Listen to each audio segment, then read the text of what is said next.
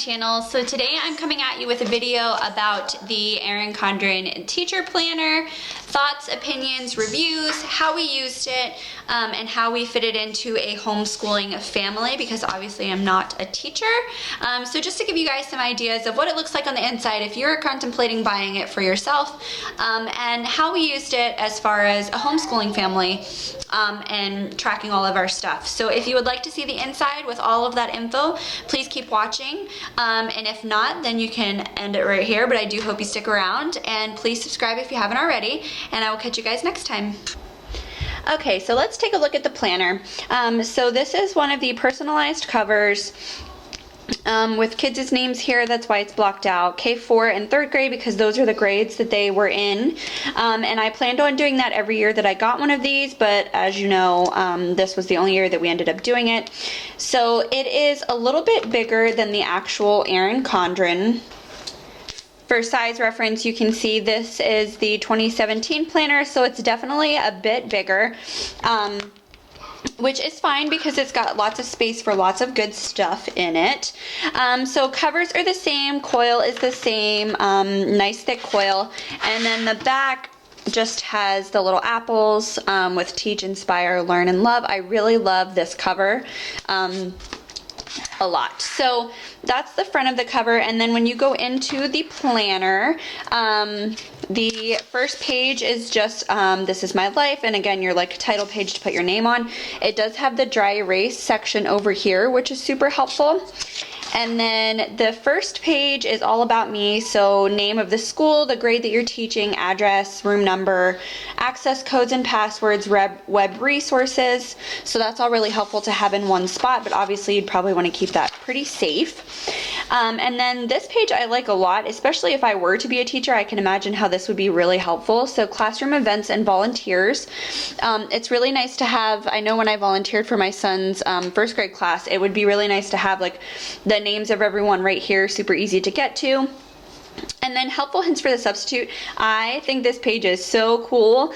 And you can see there, it's just got some of the like basic info that the substitute would need. Reliable students, other teachers, the principal, vice principal's name, when school begins, recess, lunch, recess, school dismissed, students with special needs. So I think that would be really, really helpful from what I understand about teaching to have as kind of helpful hints. This is really cool. It gives you all of the holidays and dates to remember, which is nice to have on one spread here, so you can kind of take a look and bump it against what days you'll be out of school. And then a page for happy birthdays, which is really awesome as well. It would be really nice, I think, to have them all in one spot. I don't know how teachers normally keep it, but I guess just to me that looks really cool. And then you have an absentee log, and it just gives, it's got 2 pages for that. So name, date, reason, and did they bring a note? So again, something super helpful for teachers, but in our case, not really something that we used because I know where they're at all times. And then you have some graph paper, which I love. You can see right up here. Let me see if I can zoom you guys in on that. It gives you like little ideas. I don't know if you can read that, but it gives you like little ideas for what you could use it for. So seating charts, let's see, what else does it say? Organize groups, track year-long assessments, etc. So it gives you all of the ways that you might want to use this, which I think is really cool, because at first I was like, what in the world would you use graph paper for? Like, I have no idea. So it's nice that they kind of tell you what to use it for. And you have a few sheets of that. And then it's the yearly plan, so long-range planning. So I'm not really sure, again, because I'm not a teacher, I don't know what you would use this for, but I guess just kind of keep an idea of where your curriculum's going and what you want to get accomplished in what months. And then we have just some blank paper, which would be super helpful to have a place to kind of scribble notes and stuff. I love that all of these quote pages are on like the chalkboard. I think that's really awesome to put in the teacher planner, obviously. And then monthly view is pretty much the exact same as the regular Erin Condren, obviously just bigger. And the boxes are a little bit bigger. I was attempting to use this in the same way, just kind of like give an overall view of our monthly, but I didn't end up using it because I had my regular Erin Condren, so I didn't really have a need for this. And then it's just got some more notebook paper after that, and then you go through all of the months. This is October's. And I think the colors, let me check the Erin Condren, but I think the colors might be coordinating. Oh wait, I have the neutral. Haha. So that won't work. This was October. Well, and I have the stickers on it too, so I guess you can't really see. But I'm pretty sure this was an orange background as well in that regular Erin Condren planner, the Life Planner. So I think the colors may be coordinating. They look very similar to me. When I get my 2018 planner, I'll have to bump it here and see, let you guys know. But I think it is pretty similar. So there's November. I'll just give you a quick glance at the December, the monthly quotes, which I think are really cute. They're all very like inspirational, especially to students. I feel like this could be something that you could like write on a chalkboard or a poster board to have up for the month, because it's always like inspirational quotes. And then maybe it might inspire the students a little bit as well. If you dream it, you can do it. I like that one a lot. Keep going no matter what.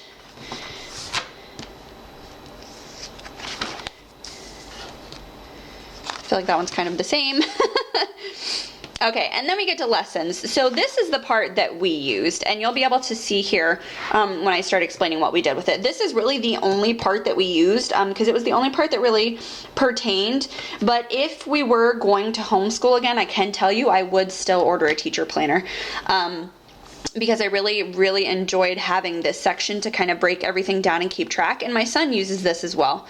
So what I did here, and let me show you some blank ones so you can get an idea of what it looks like bare.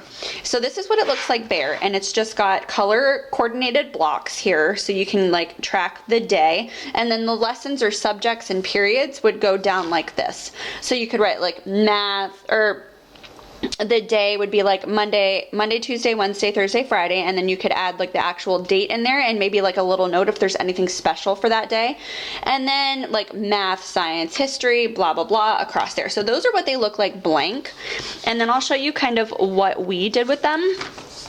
So what we did is I did go across the top and I did write the subjects, which is probably going to be a little bit hard for you to see. So you can see there I did write the subjects, and then what I did was I went down the left hand side and I split these blocks in two by just using a ruler and drawing a black line, a black pen line through there, because I was worried that I wouldn't have enough of the blocks itself to get through our curriculum. So I did split up the blocks, which it turns out that I did have plenty, and I probably would have been able to do all of it, but I just wanted to make sure. So then I wrote the lesson numbers over here, because for the Abeka curriculum it really goes by lesson numbers, because not everybody is doing that lesson on the same day. So it goes by lessons numbers, and that's kind of how you track where you're at. So then I just wrote the lesson numbers over here instead of the date, and then the subjects again up here. So what I did initially is I just started writing the bare minimum just to know when he had tests and what page he should be working on. This is also really helpful for him to pull out and look at and say, oh, okay, this lesson 14 I had test 1 for arithmetic and I didn't do it, so now I know I need to go back and find it. So like I said, it was really helpful for him to pull out as well, just so he had somewhere to track it. But then towards the back, I started getting a little more in depth. So like his math, I started to actually write what he would be doing with math. Homework pages that they would assign him, which he doesn't really do homework. There's all time for it in the video. So he started working on story problems here, speed drills, reviews, unknown number in the equations. So I kind of wanted an idea of what he was going to be working on. So I knew that if it was something that he was struggling with, that he would be continuing it for that day and I would need to step in and help. So that's kind of really like a basic overview. I don't know that there is much different to do with it. Like I said, I just wanted something to track what he was doing that day so that I could just pull this out and look at it and say he has tests today. I need to know where his tests are. And again, it was just a great place for him to be able to reference to see if he did have tests and stuff like that. So this is how we used the lesson portion. And then I will show you guys the back. So it's got lots of lesson pages. You can see all of those lesson pages there. So plenty of lesson pages. So if you're using it for a homeschool curriculum, don't worry about that. And then the back also has a student checklist. So you can take the name of the student here and then maybe like stuff they need to turn in or stuff that they've done, like if they need to clean their cubby every day, and then you can check mark them off, or if they have, I don't know, extra credit maybe. then you can check mark it off there as well. And there's a bunch of these little checklist pages in here. Lots of them actually. So you have lots of options with what to do there. Maybe like a monthly checklist even. And then in the back is some stickers, which are always nice, that Erin Condren pops in there. So you can see these say stuff like IEP, duty, assembly at a specific time, staff meeting, furlough, holidays. Then they also give you some blank ones, which is always helpful. And then just some more reminders, benchmark, testing, conferences, library field trip, and then a couple observations and emergency drills, first day, last day. There's some computer lab up here too, progress reports due, report cards due, so all to mark important dates. And then I guess there's scalloped edges again there. So those are super helpful. And then it does have the nice big pocket in the back like Erin Condren typically is known for. This one is super sturdy. It feels a little bit thicker to me than the Life Planner, but I could be wrong. And then just the cute one right there. And then again, it comes with this one isn't a pocket, it's actually like a sheet protector so that you can slide sheets down in here, maybe like important information, important dates, anything that you want to keep with you all the time that's protected.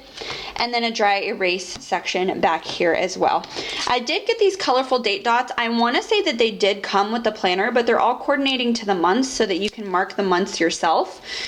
So that was really nice. I do believe that they came with the planner. I could be wrong on that, but I'm pretty sure that was the case. So this is the Erin Condren Teacher Planner and how we used it as far as a homeschooling family. I hope you guys enjoyed the video. If you did, please subscribe, and I will see you guys next time.